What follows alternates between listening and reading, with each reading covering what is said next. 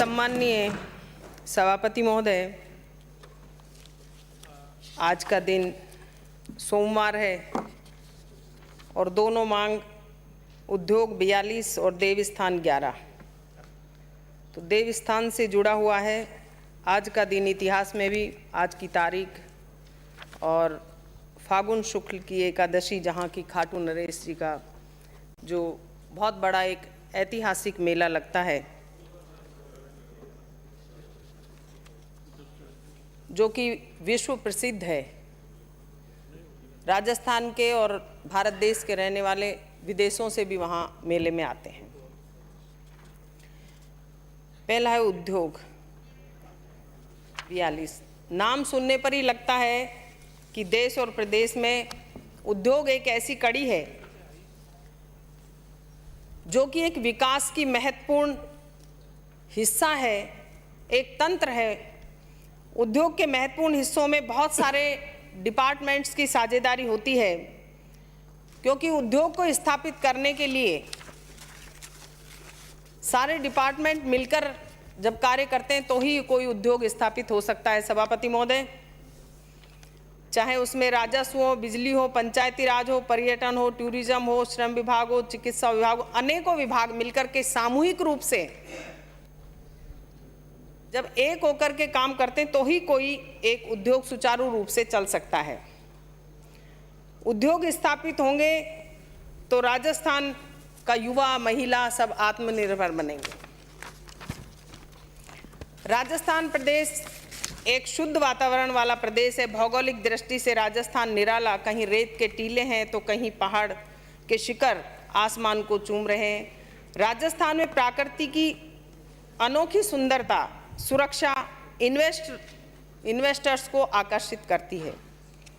इतना ही नहीं, इसके साथ साथ प्राकृतिक सौंदर्य के साथ साथ राजस्थान के सम्माननीय मुख्यमंत्री अशोक गहलोत जी की जो औद्योगिक क्षेत्र में जो नई योजना, जो नीति बनाई है, जो सब्सिडी देना हो, ब्याज अनुदान राशि देना हो, तो ये जो नई योजना बना करके नई सोच के साथ नए आयाम स्थापित करे हैं। इन्वेस्टर्स की भावना को ध्यान में रखते हुए बजट पेश करने से पहले राजस्थान के मुख्यमंत्री महोदय ने सभी व्यापारी संगठनों से, सामाजिक संगठनों से वीसी के जरिए उनकी राय जानी और तभी उन सबकी राय को अपने बजट में शामिल किया कि किस तरह से उद्योग अधिक से अधिक हमारे यहाँ स्थापित हो सकते हैं, ज़्यादा से ज़्यादा इन्वेस्टर्स यहाँ आ सकते हैं। सम्माननीय सभापति महोदय,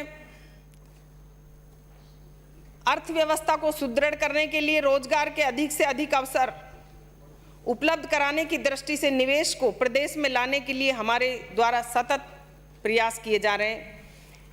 इन्वेस्ट राजस्थान 2022 आयोजन माह जनवरी में होना था, लेकिन कोरोना महामारी के कारण स्थगित करना पड़ा। एक नया आयाम राजस्थान के मुख्यमंत्री महोदय ने किया कि पहली बार प्रत्येक जिले में इन्वेस्ट रोड शो किए गए, जिसमें जिला स्तरीय अधिकारियों, उद्यमियों तथा औद्योगिक एसोसिएशंस को जोड़ा गया। राष्ट्रीय एवं अंतर्राष्ट्रीय स्तर पर रोड शो का आयोजन किया गया, जिसके परिणाम स्वरूप राजस्थान में निवेश का जबरदस्त माहौल बना। अब तक 10,41,000 करोड़ रुपए के कुल 4,016 MOUs और LOIs हस्ताक्षर किए गए हैं, जिसमें लगभग 9,04,000 लोगों को रोजगार मिलने की संभावना है। इनको धरातल पर उतारने के लिए हमारी ये योजना थी कि इनकी सारी औपचारिकताएं साथ साथ पूरी करते हुए चलें। राज्य में अक्षय ऊर्जा के क्षेत्र में 7,98,000 करोड़ रुपए की राशि 92 MOU LOI हस्ताक्षर हुए, जिसमें 2,20,000 व्यक्तियों को रोजगार संभावित होगा। जो जन घोषणाओं की अनुपालना में राजस्थान औद्योगिक विकास नीति 2019 जारी की गई सभापति महोदय, जिसमें समावेशी सतत औद्योगिक विकास, औद्योगिक आधारभूत संरचना, प्रतिस्पर्धा, वित्तीय प्रोत्साहन, संतुलित क्षेत्रीय विकास, उद्यमिता, नवाचार, ऋण प्रवाह, नियमों का समावेश किया गया है। आधारभूत संरचना, निवेश प्रोत्साहन, एमएसएमई विकास, निर्यात संवर्धन, दस्तकारी, हस्तशिल्प योजना प्रोत्साहन। आधारभूत संरचना यथा भूमि वित्तीय सहायता, तकनीकी उन्नयन इत्यादि आवश्यक होती। रीको का इस क्षेत्र में बहुत अच्छा कार्य सराहनीय रहा है। औद्योगिक आधारभूत की संरचना को स्थापित करने के लिए रीको का महत्वपूर्ण योगदान रहा है। रीको ने अभी तक 370 औद्योगिक क्षेत्र स्थापित किए हैं। लगभग 88,000 एकड़ से अधिक भूमि आबाद कर 50,000 एकड़ से अधिक भूमि विकसित की गई है। रीको द्वारा 58,700 भूखंड आवंटित किए गए हैं, जिसमें 41,600 इकाइयां अभी वर्तमान में उत्पादनरत हैं, जो कार्यरत हैं, चल रही हैं, ऐसी कंपनियां हैं। सभापति महोदय, सरकार के गठन के पश्चात रीको ने अपने क्षेत्र में अद्भुत जो कार्य किए हैं, नवाचार किए हैं, राजस्थान को पूरे देश में ही एक पहचान दिलाई है। माननीय मुख्यमंत्री जी की सोच के साथ अधिकतम व्यक्तियों को रोजगार प्रदान किए जाएं, राज्य का औद्योगिकरण की ओर ले जाएं। पहली बार देश में राजस्थान ने अभिनव प्रयोग करते हुए प्रत्येक उपखंड औद्योगिक क्षेत्र खोले जाने का निर्णय लिया है। ये राजस्थान सरकार का एक बहुत ही सराहनीय कदम है। रीको द्वारा औद्योगिक क्षेत्रों से वंचित 153 उपखंडों में से 129 उपखंडों में भूमि चिन्हित कर ली गई है। 45 उपखंडों में औद्योगिक क्षेत्र की स्थापना हेतु 2100 करोड़ रुपए से अधिक की प्रशासनिक और वित्तीय स्वीकृतियां जारी कर दी गई हैं। सभापति महोदय, एक ही राजस्थान में नया अचीवमेंट होगा। इसी का परिणाम है, जहां गत सरकार के 5 वर्ष के कार्यकाल में कुल में 2138 औद्योगिक भूखंडों का आवंटन किया गया था। हमारी सरकार की मात्र 3 वर्ष में, सभापति महोदय, 3 वर्ष के कार्यकाल में लगभग 4000 औद्योगिक भूखंडों का आवंटन किया गया है, जिसमें नए उद्यमियों को नए अवसर प्राप्त होंगे। और 2 वर्ष के कोरोना काल होने के बाद, सभापति महोदय, उद्यमियों को संबल देने के लिए कोविड के दौरान मुख्यमंत्री महोदय ने समय समय पर एमएनएसटी स्कीम को लागू किया, जिसके माध्यम से अभी तक लगभग 54 करोड़ रुपए की राहत प्रत्यक्ष रूप से उद्यमियों को दी जा चुकी है। सभापति महोदय, माननीय मुख्यमंत्री महोदय ने बजट 22-23 में एमएनएसटी स्कीम की भी घोषणा की है, जिसमें पूर्व में घोषित एमएनएसटी स्कीम से ज़्यादा लाभ दिया जाएगा, ताकि कोविड में जो उद्यमी अपने काम को अधिकतर नहीं कर पाए, उनको राहत मिल सके। आवंटित भूखंड पर निर्माण प्रारंभ करने में हुई देरी के नियमन पर देय धारण प्रभार अतिरिक्त भूमि लागत में 75% की छूट दी गई है। सभापति महोदय, भूखंड उप विभाजित भूखंड के हस्तांतरण पर देय शुल्क में 50% की छूट दी गई है। सभापति महोदय, ये सब चीज़ें कोरोना काल की एक परिस्थिति को देखते हुए 30 जून 2021 तक भूमि प्रीमियम बकाया किस्तों को जमा कराने के देय ब्याज की राशि में 50% की छूट दी जाना प्रस्तावित है। सभापति महोदय, माननीय मुख्यमंत्री जी के प्रयास से राजस्थान को रिफाइनरी मिली,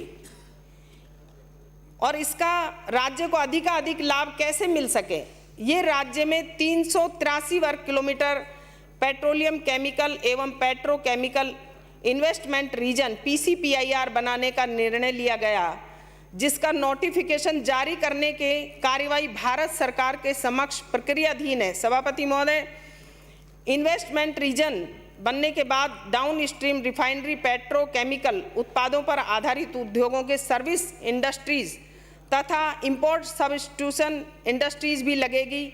इससे राज्य की जो अर्थव्यवस्था है उसको पंख लगेंगे। हजारों लोगों को प्रत्यक्ष और अप्रत्यक्ष रूप से, सभापति महोदय, इसमें रोजगार मिलेगा।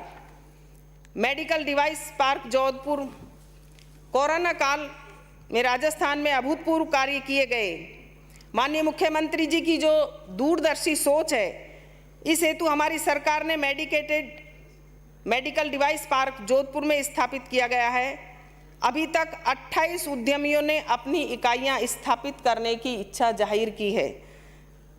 सभापति महोदय, इसकी स्थापना से भूखंड आवंटन के लिए उन्होंने रुचि दिखाई है कि जल्दी हमें आप भूमि आवंटित कर दें तो हम डिवाइस पार्क यहाँ पर स्थापित करेंगे। जब वो डिवाइस पार्क स्थापित करेंगे तो मेडिकल उपकरणों में वृद्धि होगी, अपने यहीं पर राजस्थान में बनाने का ये प्रयास रहेगा। फिनटेक पार्क, माननीय सभापति महोदय, राजस्थान के युवक और युवतियां प्रतिभावान हैं, चाहे सीए हो, सीएस हो, आईटी हो, मेडिकल हो, हर क्षेत्र में राजस्थान का युवा सर्वोच्च शिखर पर पाया जाता है। किसी भी क्षेत्र में हो, युवक युवतियां पढ़ने के बाद में अपने पेशेवर रोजगार के लिए उन्हें राजस्थान से बाहर जाना पड़ता है। माननीय मुख्यमंत्री महोदय ने ऐसे बच्चों की परेशानी को देखते हुए गंभीरता से लिया है और राजधानी में ही फिनटेक पार्क विकसित करने का निर्णय लिया गया है। रीको द्वारा हवाई अड्डे के पास लगभग 94 एकड़ भूमि पर स्थापित होने वाले पार्क में देश की प्रमुख वित्तीय, बीमा, आईटी कंपनियां अपनी गतिविधियां प्रारंभ करेंगी, जिनके परिणाम स्वरूप स्थानीय स्तर पर अपने पढ़े लिखे हुए बच्चों को यहां पर रोजगार दिया जाएगा। Plug and play centre Sitapura, माननीय सभापति महोदय, जो पेशेवर उद्यमी हैं उन्हें अपनी तुरंत इकाई स्थापित करने के लिए रीको ने एक नई पहल की है। रीको सीतापुरा औद्योगिक क्षेत्र जयपुर में 4167 वर्ग मीटर भूमि पर प्लग एंड प्ले सेंटर विकसित किए जा रहे हैं, जिसमें आवश्यक आधारभूत सुविधाएं उद्यमी को एक ही छत के नीचे प्राप्त हो जाएंगी और वो अपना छोटी इकाई वहां पर वो रह करके प्रारंभ कर सकता है। उसे सारी सुविधाएं, ये नहीं रहेगा कि ये काम नहीं हुआ, पूरा एक फ्लैट के आधार पे उनमें बनाया जाएगा, सारी सुविधाएं उन्हें दी जाएंगी। रीको का एक सराहनीय प्रदर्शन रहा। देश की आर्थिक विकास, बुनियादी ढांचे की उन्नति दिशा उत्कृष्ट योगदान के लिए दिनांक 6 दिसंबर 2021 को पुडुचेरी में आयोजित राष्ट्रीय पुरस्कार समारोह में council of state industrial development and invest corporation of India Bharatvarsh का उत्कृष्ट पुरस्कार प्रदान किया गया। ये बहुत ही एक हमारे राजस्थान के लिए गर्व की बात है। इसके अतिरिक्त भारत सरकार के DPIIT विभाग द्वारा जारी की गई IPRS की रेटिंग भी सेकंड नंबर पर है। चिन्हित देश के कुल 68, पूरे भारत देश के जो 68 औद्योगिक पार्कों में से 25 पार्क हमारे रीको ने विकसित किए हैं। ये बहुत ही सराहनीय कदम है सभापति महोदय। पूरे भारत की जो परफॉर्मेंस अभी सुन रहे थे कि इस तरीके की है। माननीय अध्यक्ष महोदय, रीको में कार्मिकों की कमी को देखते हुए अभी पिछले दिनों 213 पदों पर माननीय मुख्यमंत्री जी ने भर्ती की है। माननीय सभापति महोदय, साथ ही मैं माननीय अवगत कराना चाहूंगी सदन को कि मुख्यमंत्री महोदय ने आधारभूत संरचना विकास हेतु बजट 2022-23 में राज्य में औद्योगिक क्षेत्र जो वंचित हैं 147 उपखंडों में से 21-22 में प्रथम चरण में 64 उपखंड औद्योगिक क्षेत्र स्थापित किए जाने की घोषणा की गई है। विकसित करने के लिए कार्य तीव्र गति से प्रारंभ हो चुका है। बजट संख्या 49 में 2022-23 के क्रम 17 जिलों में 33 नए औद्योगिक क्षेत्रों की स्थापना की जाएगी। टेक्नोलॉजी आधारित इंडस्ट्रीज लगाने के लिए सलारपुर औद्योगिक क्षेत्र, ग्रेटर भिवाड़ी, बोरानाड़ा, जोधपुर में 250 करोड़ की लागत से मल्टी स्टोरेज इंडस्ट्रियल कॉम्प्लेक्स विकसित किए जाएंगे। इन परिसरों में ITs, रेडीमेड गारमेंट, ज्वेलरी एवं सर्विस सेक्टर इकाइयों को प्लग एंड प्ले फैसिलिटीज के साथ स्थापित किया जाएगा सभापति महोदय। साथ ही जोधपुर में एक अतिरिक्त इनलैंड डे पोर्ट की स्थापना की जाएगी। आगामी वर्ष में रीको के माध्यम से भिवाड़ी शहर में greater Bhiwadi Marwar industries area, Jodhpur, Pali, Sitapura, Jaipur, Boranada, Jodhpur, Pali सहित 20 औद्योगिक क्षेत्रों में 150 करोड़ रुपए की लागत के विकास के कार्य हाथ में लिए जाएंगे। भिवाड़ी शहर औद्योगिक क्षेत्र में ड्रेनेज संबंधी समस्या निवारण हेतु 100 करोड़ रुपए की लागत से एक वृहद प्रोजेक्ट शुरू किया जाएगा। और जो वेयर हाउस के लिए अभी बात चल रही थी, रीको क्षेत्र में वेयर हाउस प्रयोजनार्थ के लिए भूमियों का आवंटन वर्तमान में औद्योगिक दरों के 1.5 गुना पर किया जाता है। इसको घटाकर दरों के समान ही किया जाएगा, अन्य दरों के समान ही। उद्योग संचालन के सुगम रीको हेतु विभिन्न कारणों को निरस्त जो भूखंड हैं उनकी वसूली किए जाने वाले शुल्क में भविष्य में तर्क संगत नीति बनाई जाएगी। डॉक्टर भीमराव अंबेडकर राजस्थान दलित आदिवासी उद्यम प्रोत्साहन 2022 में SC/ST के उद्यमियों के लिए रीको औद्योगिक क्षेत्रों में आवंटन के निर्धारण 5% आरक्षण को बढ़ाकर 6% आरक्षण किया जाएगा। और जो अभी माननीय सदस्य ने चिंता जताई कि भाई 5% जो आरक्षण दिया जाएगा उसमें SC/ST महिला के साथ अन्य महिलाओं को भी जोड़ा जाएगा, ऐसा नहीं है। 5% प्लस 1% अभी मुख्यमंत्री महोदय ने घोषणा की है। 6% सिर्फ और सिर्फ SC और ST का होगा, उसमें उन महिलाओं का कोई दखलंदाजी या इंटरफेयर नहीं हो। 5% अलग से महिलाओं का है और 6% SC और ST महिलाओं का है। तो ये भी एक जो सोच थी उसमें ये साफ कर दिया गया है कि उसमें कोई की भागीदारी नहीं है, जनरल महिला की भागीदारी उसमें नहीं है, जनरल का 5% अलग से है। वेस्टर्न डेडिकेटेड फ्रंट कॉरिडोर परियोजना, इसके दोनों तरफ 150 किलोमीटर तक पट्टी का क्षेत्र दिल्ली और मुंबई इंडस्ट्रियल कॉरिडोर को ये जोड़ता है। इसके तहत 5 औद्योगिक क्षेत्र विकसित किए जाएंगे, जिसमें खुशखेड़ा भिवाड़ी नीमराणा क्षेत्र, जोधपुर पाली मारवाड़ औद्योगिक क्षेत्र, अजमेर किशनगढ़ निवेश क्षेत्र, राजसमंद भीलवाड़ा औद्योगिक क्षेत्र, जयपुर दौसा औद्योगिक क्षेत्र। सम्माननीय सभापति महोदय, इस क्षेत्र के विकास के लिए भिवाड़ी इंटीग्रेटेड विकास प्राधिकरण बीडा का गठन किया गया। सरकार की अधिसूचना दिनांक 22/2/2018 द्वारा राजस्थान विशेष विनिधान रीजन अधिनियम 2016 धारा 9 की उपधारा द्वारा किया गया। इस प्राधिकरण क्षेत्र में अलवर लोकसभा के 4 विधानसभा क्षेत्र, 6 तहसीलें, जिनमें कुल 321 गांव सम्मिलित किए गए, जिससे कि उन गांवों का भी विकास हो सके। सड़क बनाने का हो, चाहे स्कूलों में मदद करने का हो, हॉस्पिटल में मदद करने का हो, बीडा में शामिल करने से इन गांवों को ये फायदे मिल सकते हैं।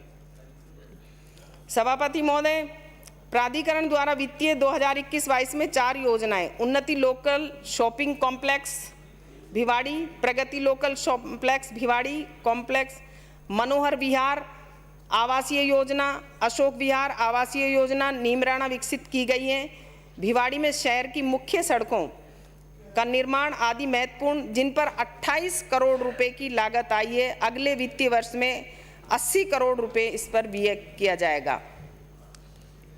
अलवर बाईपास का सौंदर्यीकरण, नीमराणा की मुख्य सड़क का विकास, भिवाड़ी सड़क की मुख्य समस्या दूषित जल निकासी हेतु मास्टर ड्रेनेज प्लान आदि जैसे विकसित कार्य किए जाएंगे, जिस पर 250 करोड़ रुपए का व्यय किया जाएगा।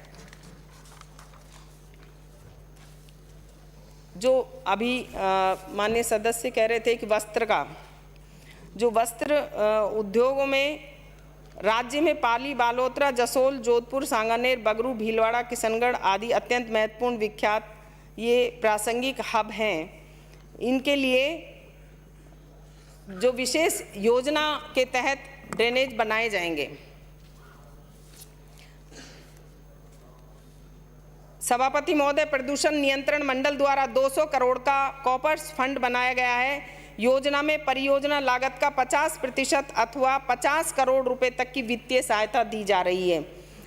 पाली में CETP यूनिट संख्या 4 के अपग्रेडेशन हेतु 167.5 करोड़ रुपए का प्रस्ताव स्वीकृत किया जा चुका है।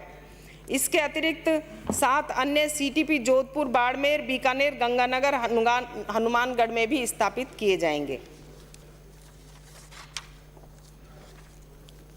सभापति महोदय, मुख्यमंत्री महोदय का जो उद्देश्य है, राजस्थान को भारत में सबसे पसंदीदा निवेश गंतव्य के रूप में स्थापित किया गया है। रोजगार के अवसर सृजित करना है। राजस्थान निवेश प्रोत्साहन 2019 लागू की गई है।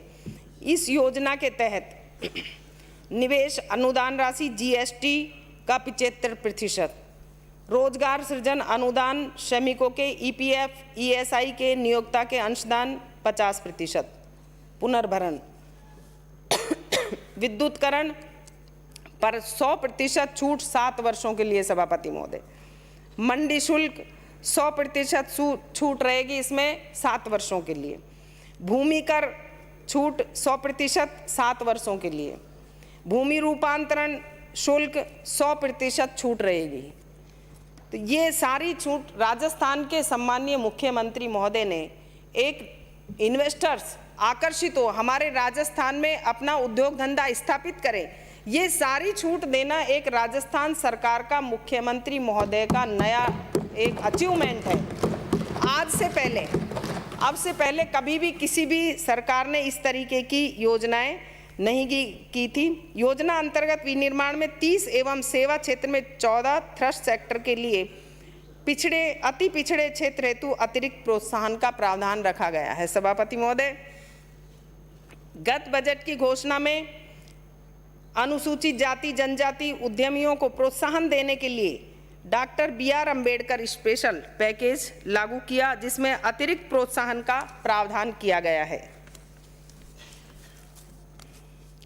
रिप्स, माननीय सभापति महोदय, मुख्यमंत्री जी ने दिनांक 23/2/2022 को बजट भाषण में रिप्स को बढ़ावा देने के लिए अनेक तरह की घोषणाएं करी थी।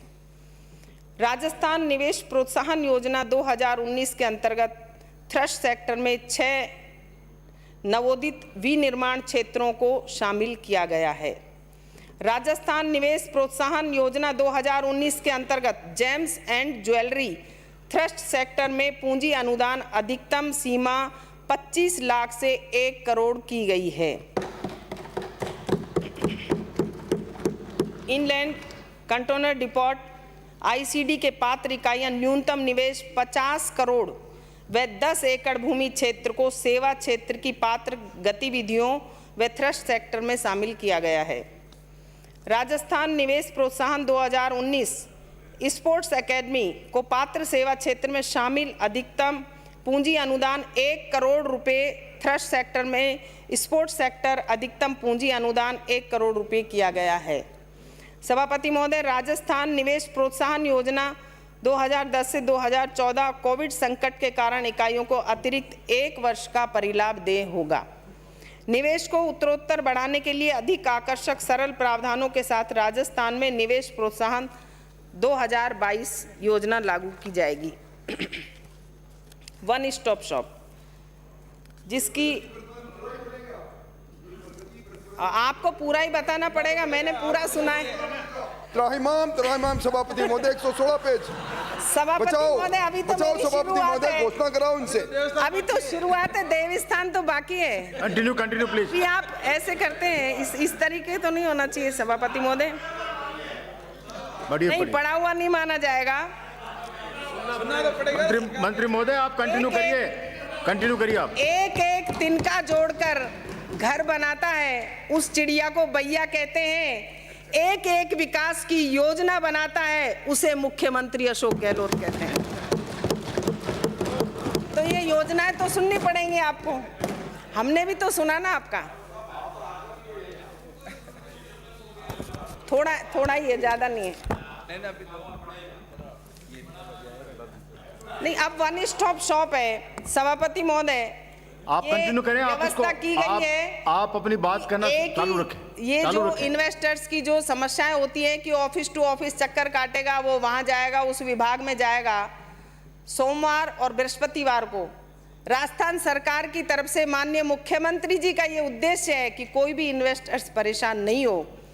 तो एक ही छत के नीचे वन स्टॉप शॉप के ऑफिस में 14 विभाग के अधिकारी वहां पर उपस्थित रहेंगे और वो राज निवेश पोर्टल पर अपने कागज डालेगा और मेल टू मेल मुख्यमंत्री जी द्वारा कि पोर्टल राज निवेश ऑनलाइन वो डालें और उस पर उन्हें सारी सुविधाएं अवेलेबल हों। तो ये एक नया अचीवमेंट है सभापति महोदय। अभी तक इनके कार्यकाल में चक्कर काटता फिरता था। आप लेने आ जाना, हम दिला देंगे लोन, ठीक है। 2022-23 में माननीय मुख्यमंत्री जी ने जो घोषणा की कि 3 वर्ष से बढ़ा करके जो हमारी MSME facilities of establishment of operation अधिनियम, अभी नाम तो पढ़ने ही पड़ेंगे सब, 2019 फ्लैगशिप योजना, जिसमें MSME की इकाई को सरल स्थापना की है, जिससे कि सूक्ष्म लघु मध्यम उद्योग facilities of establishment and operation अध्यादेश लागू किया गया है, जिससे कि कंपनी स्थापित करने वाले को जो भी एक पृष्ठ के सरल आवेदन पर, मात्र एक पृष्ठ के सरल आवेदन पर प्राप्ति का प्रमाण पत्र उसे जारी कर दिया जाएगा और 3 वर्ष नहीं, अब 5 वर्ष तक उससे किसी तरीके की कोई जांच पड़ताल नहीं होगी, तो आप अपना उद्योग धंधा स्थापित कर सकते हैं। 5 साल कर दिया उसको। अब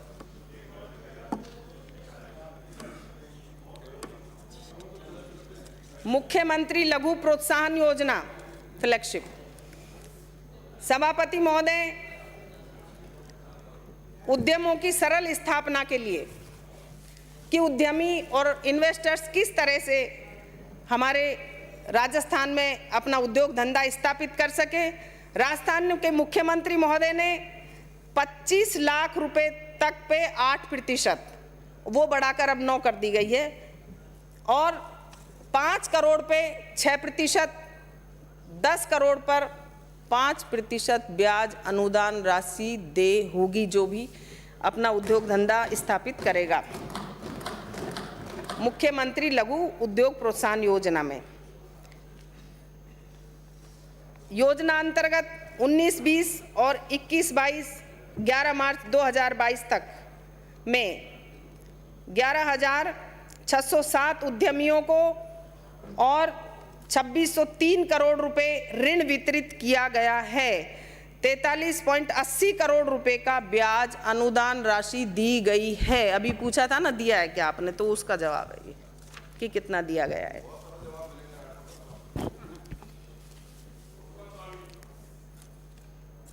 इन योजना के अंतर्गत समाधान के लिए इससे राज्य का लगभग, ये जो छूट दी गई है, 1000 इकाइयां जिन्होंने ऋण प्राप्त कर लिया है किंतु संशोधित प्रावधानों के कारण पात्रता पूरी नहीं की है, वो भी अभी इस योजना का लाभ उठा सकेंगी।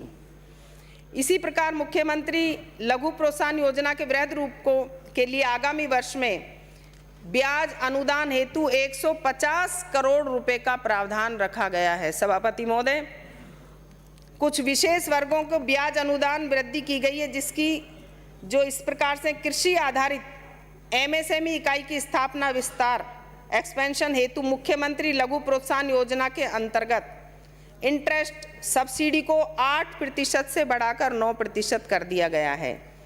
इसी प्रकार ग्रामीण पर्यटकों की मुख्यमंत्री लघु प्रोत्साहन योजना में 25 लाख रुपए के ऋण पर 8% के स्थान पर 9% ब्याज राशि अनुदान कर दिया गया है।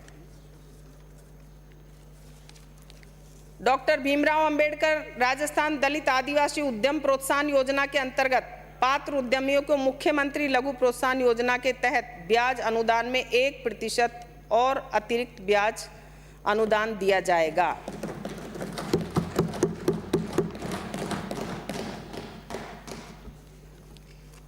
सभापति महोदय, राजस्थान सूक्ष्म एवं लघु उद्यम सुविधा परिषद राज्य के सूक्ष्म एवं लघु उद्यमों को विलंब भुगतान के प्रकरणों को निस्तारण करने के लिए सूक्ष्म लघु एवं मध्यम उद्यम विकास अधिनियम 2006 की प्रदत्त शक्तियों के अंतर्गत 4 सूक्ष्म लघु उद्यम सुविधा परिषदों का पुनर्गठन कर 9 सुविधा परिषद गठित की गई हैं। नवगठित 9 सूक्ष्म एवं लघु उद्यम सुविधा परिषदों द्वारा जनवरी 2022 तक 97 बैठकों का आयोजन किया गया, जिसमें 719 प्रकरणों का निस्तारण किया गया। सभापति महोदय, ये पूछते हैं ना, उसमें क्या किया गया सुविधा इस परिषद में?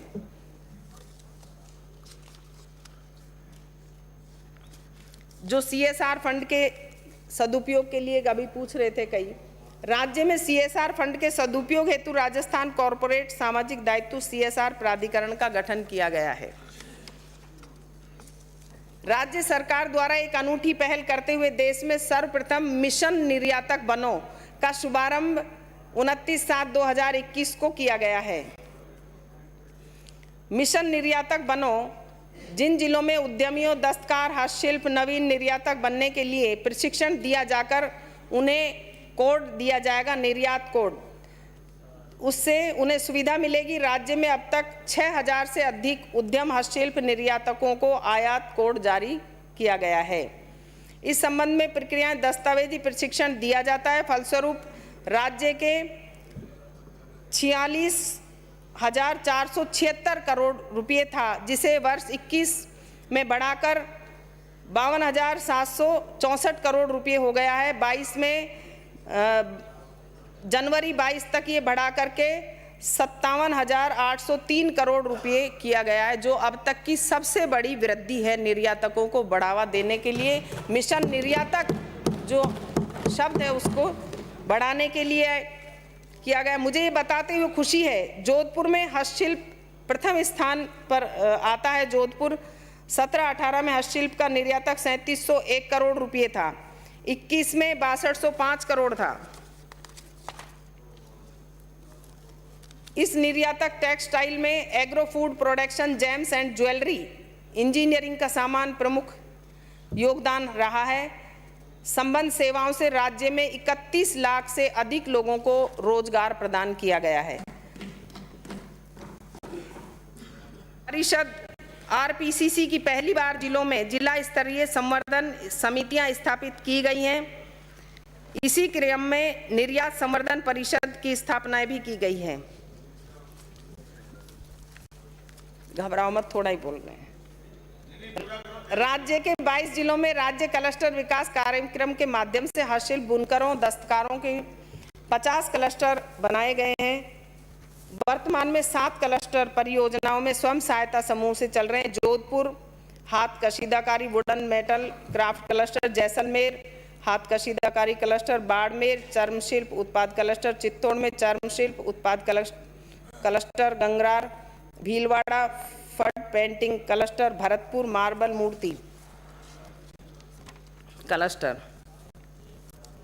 राज्य की ओर से झालावाड़ जिले से Kota stone salary, Jodhpur wooden handicraft Sirohi cluster, 4 common facility centre MSME मंत्रालय भारत सरकार को स्वीकृति के लिए भेजे गए, लेकिन अभी तक स्वीकृति नहीं आई है।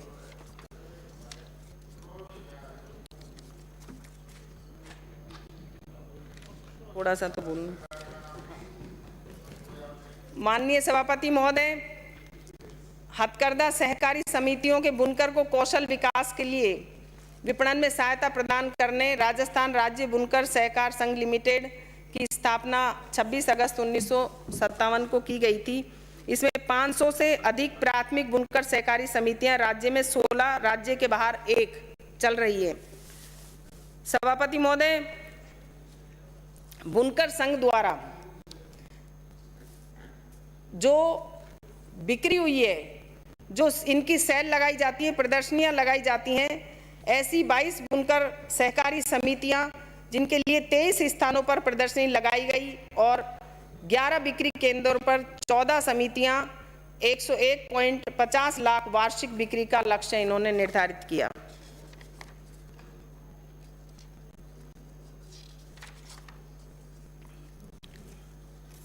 बुनकर पुरस्कार योजना दिसंबर 2018 से 2022 तक 272 बुनकरों को पुरस्कृत किया गया।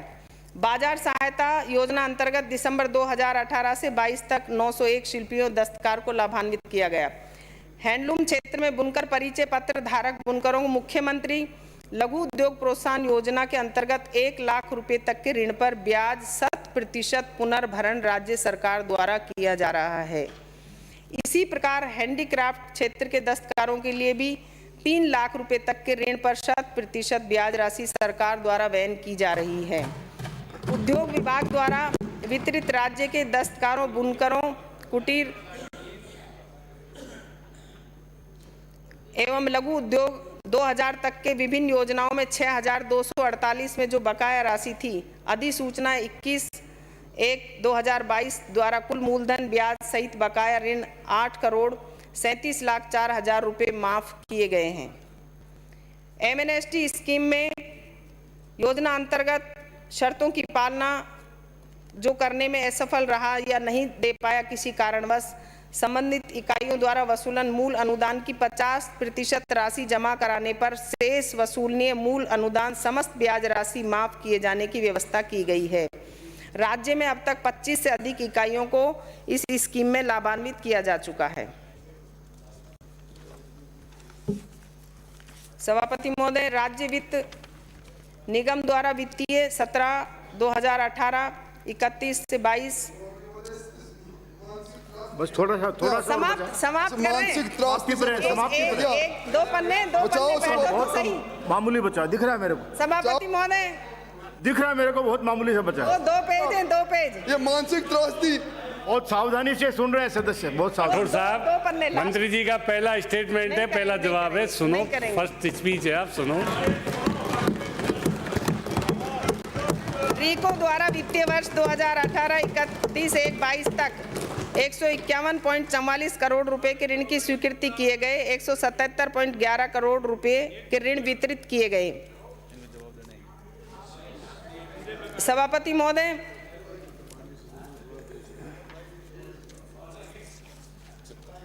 चलो ज्यादा नहीं बोलेंगे, हैं ये देंगे अभी, 1 मिनट दे देंगे।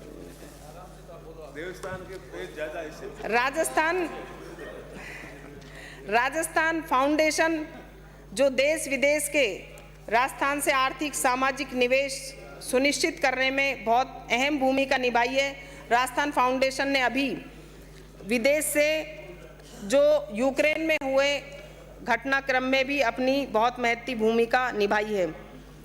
तुलनात्मक, मैं थोड़ी सी तुलना तो कर देती हूँ। औद्योगिक भूखंडों की संख्या कितनी करी है इन्होंने निवेश प्राप्त। सभापति महोदय, जो एमओयू साइन हुए पिछली सरकार में हुए और अब हुए, वो थोड़ा सा बता देती हूँ सर। जो रिसर्जेंट राजस्थान में हुए 470 और अब हुए 4016 रुपये, 3,38,000 करोड़ और ये 10,41,000 के मात्र। और रोजगार दिया जाएगा 3,56,000 का था, हमारा है 9,40,000।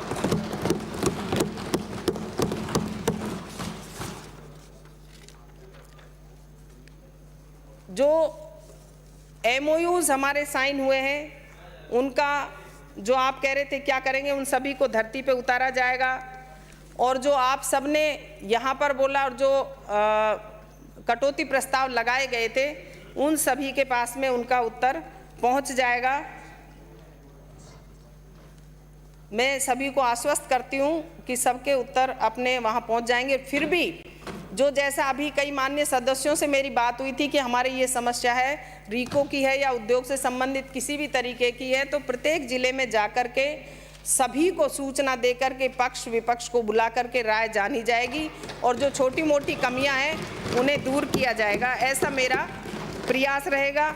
खामोशी से बनाते रहो पहचान अपनी, हवाएं खुद तुम्हारा तराना गाएंगी। धन्यवाद।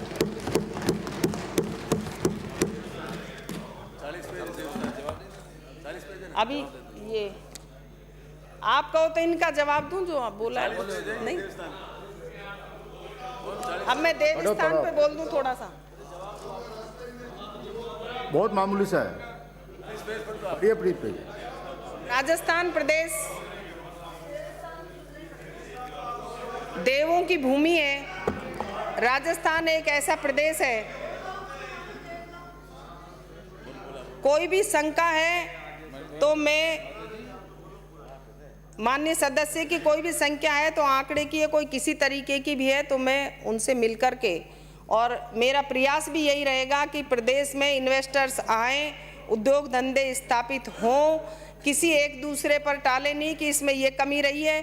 कहीं कहीं अगर आपकी भी कमी रहे या किसी की भी रहे तो आप सबसे मेरा निवेदन है, और जैसा कि अभी मैं आगे बोल दूंगी उसमें, कि हमारा देश और प्रदेश देवों की भूमि मानी जाती है राजस्थान में ऐसे कई प्रसिद्ध जगह हैं जहां पर अनोखी चमत्कारी कहानियों की किंवदंती हैं। प्रदेश में संत भी ऐसे हुए हैं, गुरु भी हुए हैं, क्योंकि वृक्षों को भी हमारे भारत देश में पूजा गया है, क्योंकि वृक्ष में भी देवताओं का स्थान माना है। चाहे पीपल हो, चाहे कल्प वृक्ष हो, चाहे बील हो, हमारे जीवन में ये अति महत्वपूर्ण है। देवी देवताओं के लिए अभी जैसा बताया, सभी ने यहाँ पर जो भी कटौती के प्रस्ताव से वैसा रखा। अधिकतर मांग यही थी कि हमारे मंदिर उनका सभी का जीर्णोद्धार किया जाए। मेन पॉइंट ये निकल के आया कि सभी ने अपनी मंदिरों की स्थिति को ठीक करने की एक बात यहाँ सदन में रखी, और सभी मंदिरों में पूजा के लिए या सारी फैसिलिटीज़, उनको सुविधाएं वहाँ पर उपलब्ध हों, ये मेन निकल के आया। जब से मैंने पदभार ग्रहण किया है उस दिन से ऑफिस में जाना, बैठना, जो अभी माननीय विपक्ष के नेता ने कहा कि किराए की नीति को चेंज किया जाए, बदला जाए, अभी जो भी फाइलें यहाँ पर आई थी हमने उनको देखने के लिए कि चेक करेंगे कौन कौन कहाँ पर किस किस तरीके से चल रहा है, किस तरीके से मंदिरों की देखरेख हो रही है। ट्रस्ट की भी अभी देखने के लिए हमने सभी को रोका है एक बार, और हर मंदिर को खोलकर, जैसा अभी कई वो बात आई उसकी जो छतरी की और मजार की, ऐसा उस स्थान पर वहाँ पर मंदिर है, नीचे शिव जी का, ऊपर छतरी है, और वहाँ पर इस तरीके की कोई चीज़ नहीं है कि कोई मजार हो या कोई चीज़ हो। मंदिर के ऊपर तो कैसे बनेगी, वो तो छतरी है। वहाँ पर आज की तारीख में भी आप देख सकते हैं, उसमें कोई असत्य या सत्य बोलने की ज़रूरत नहीं है। और जो अभी कह रहे थे कि वो हवाई वो क्या फूल नहीं बरसाने दिए हेलीकॉप्टर से, तो ये जो ऐसे मैटर हैं, प्रशासन अपनी जनता की जो वहाँ भक्त आ रहे हैं उनकी सुविधा अनुसार, क्योंकि 2 साल जो कोरोना लग रहा था, कोरोना काल के कारण पब्लिक मंदिर नहीं जा सकती थी, मेले नहीं भरे 2 साल से, तो मेला नहीं भरने के कारण एकदम से पब्लिक बहुत ज़्यादा उमड़ी है। तो कहीं ना कोई ऐसी कोई घटना नहीं हो जाए कि कोई टेंट उड़ जाए, कोई भगदड़ मच जाए। उनको देखते हुए, सब भक्तों की सुविधा को देखते हुए उसको स्थगित किया गया है, ना कि इस तरीके से कि भाई श्याम जी भगवान नहीं है या ईश्वर नहीं है। ऐसा कैसे हो सकता है कि कहाँ पर देवता नहीं है, ऐसे कि वो भगवान को नहीं मानते हैं, प्रशासन नहीं मानता है, सरकार नहीं मानती है। ऐसा तो कोई जगह नहीं है, ऐसी कोई जगह नहीं है जहाँ की हवा नहीं हो, और ऐसा कोई हृदय नहीं है जिसमें कोई भी ईश्वर या शक्ति विराजमान नहीं हो। ऐसा हो नहीं सकता। लेकिन अब क्या हो रहा है, थोड़ा सा उल्टा हो रहा है। देवता दिख रहे हैं आज सभी, उनके इश्तहार में राम और शिव को भी लाना पड़ा है बाजार में। कैसी ये प्रथा चलाई, देवों को भी उतारा है, देवों के देव के रूप के रख उतार, वो प्रचार में उंगली पकड़कर चल रहे देवता उनके इश्तिहार में, कैसी ये प्रथा चलाई, देवों को भी उतारा इश्तिहार में। तो देवी देवता ऐसा कुछ भी नहीं है कि कौन सा देवता कहाँ पर नहीं है। मेरा मानना ये है कि चाहे कोई भी देवता हो। सुनो भाई, लो भाई, अच्छी सी बात है, सुनो भी जो आप करते हो, पूरा सुनाएंगे आप। थोड़ा सा तो और सुना देंगे। नहीं थोड़ा। राठौड़ साहब, महिलाओं का सम्मान करना नहीं सीखा, आप सहन नहीं कर पा रहे, कोई महिला मंत्री जवाब दे रही है। नहीं, देवी कहा है, मैंने कहा देवी विराजो। नहीं, आप क्यों विराजो, आप सुनिए उनको। थोड़ा सा शॉर्ट बता देती हूँ मैं देव स्थान के बारे में। सभापति महोदय, भाई साहब आप भी सुन रहे हो, ये नहीं सुन रहे।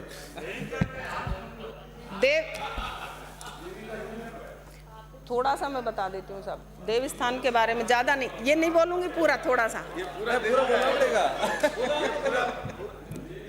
पूर्व देशी रियासतों राज्य द्वारा राजकोष के माध्यम से संचालित मंदिरों, मठों, धर्मशाला आदि के प्रबंधन को सुचारू रूप से चलाने के लिए 1949 में देवस्थान विभाग का गठन किया गया था। विभिन्न श्रेणी के मंदिरों को नियंत्रण और उनके विकास के कार्य हो सकें, इसलिए राजस्थान में आप पूछें तो आपको ये सारी मैं डिटेल बता दूं कि कौन कौन सा मंदिर कहाँ पर है। देवस्थान विभाग द्वारा राज्य के बाहर के 390 प्रत्यक्ष प्रभार, 203 आत्मनिर्भर, 300 सुपुर्दगी श्रेणी के कुल 936 मंदिर प्रबंधित हैं, जिनमें राज्य के 857 राज्य के बाहर 79 मंदिर स्थित है। उपरोक्त मंदिरों में कुल, तो अब ये पढ़नी तो पड़ेगी साहब, कितनी हेक्टेयर भूमि है आपका वो तो बता दूं। देवस्थान विभाग में 10,000 मंदिरों में धूप के लिए ये कितने बत्ती के लिए पैसे दिए जाते हैं, ये सारा आपने बता दिया। फिर भी आप कहें तो थोड़ा बहुत तो बोल दें। सभापति महोदय, आपने ये कहा कि पुजारियों की भर्ती वाला, मैं बोल देती हूँ, ज़्यादा तो नहीं। पुजारियों की भर्ती कब से चल रही थी? 2013 से, 13-14 से, 14।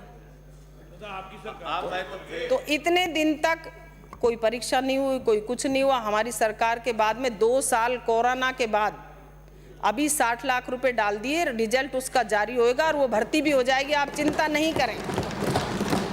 अगर कोई मंदिर ऐसा है जहां पूजा पाठ नहीं हो रही, आपकी नॉलेज में हो, माननीय सदस्य किसी की भी नॉलेज में हो, तो आप, और किसी को नहीं तो आपके वहाँ कोई कह रहा है कि वो नहीं है, वो नहीं, मुझे बताने का कष्ट करें। मेरा एक ये प्रण रहेगा कि हर मंदिर में पूजा होनी चाहिए और हर मंदिर का जीर्णोद्वार भी होना चाहिए, ऐसा मेरा टारगेट रहेगा। प्रयास करूंगी मैं जहाँ तक है। आपने जो कहा, और जो नागरिकता थी वृद्ध नागरिकों की, उसमें भी 2 साल कोरोना के कारण 0% रहा है। बाकी तो ऐसा नहीं है कि वो 0% रहा हो। इनका वेतन, पुजारियों का मानदेय 1800 से बढ़ाकर 3000 कर दिया प्रति माह, 3600 से बढ़ाकर 5000 रुपये प्रति माह कर दिया गया है। तो ये, और यात्रा किसने शुरू करी? जो वृद्धजन यात्रा शुरू करी, जो कांग्रेस पार्टी नहीं, मुख्यमंत्री अशोक गहलोत जी की ऐसी सोच है कि हर वर्ग को टच करने वाली, हर वर्ग को फायदा देने वाली। और 2 साल 0 होने के बाद भी ज़्यादा है हमारा। आपके पास तो होंगे ये आंकड़े, बताने की तो ज़्यादा ज़रूरत नहीं है। आपके थे 76,642, हमारे 85,219, तो इसमें भी ज़्यादा है। तो वो 5,178 या 12,060, तो सारी अगर इनको भी नापे तो ये भी ज़्यादा है। 81,820 है, वो 97,239 है। ये सारे अगर आप देखेंगे 113 और कितना फ़र्क है। आपका 835, यहाँ 1537, 121, 145, 2 साल 0 रहा, तब है इतना। माननीय मुख्यमंत्री महोदय ने वृद्धजन की यात्रा हो, चाहे मोक्ष कलश यात्रा हो, इस क्षेत्र में कोई भी कमी रखने का नहीं है। जो आपने देवस्थान के मंदिरों की जो चर्चा करी कि ऐसी स्थिति है, पूरा वैसे मेरे पास भी सारी डिटेल है, कहाँ कहाँ पर कितना पैसा खर्च किया, तो बता दो।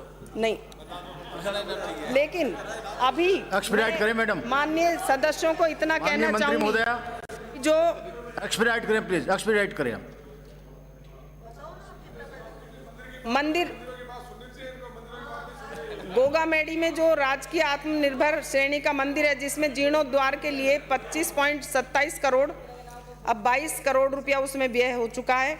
और वैसे भी कोई भी मंदिर, मैं मोटा मोटी बता देती हूँ कि कोई भी मंदिर ऐसा मेरा प्रयास रहेगा कि वो जीर्ण शीर्ण नहीं रहेगा। जो माननीय कटारिया जी की जो भावना थी, उन्होंने, सबसे बड़ी बात है कि उन्होंने ये माना कि हम भी रहे, लेकिन वास्तव में जो भी रहा, मैंने जब उसमें ऑफिस में जाके देखा, तो चाहे आपकी सरकार रही हो, तो वहाँ जो भी मंत्री हैं वहाँ जाकर के मीटिंग करी या नहीं करी, लेकिन मुझे जब मैंने देखा तो मुझे ये सूचना मिली कि आपने नहीं करी।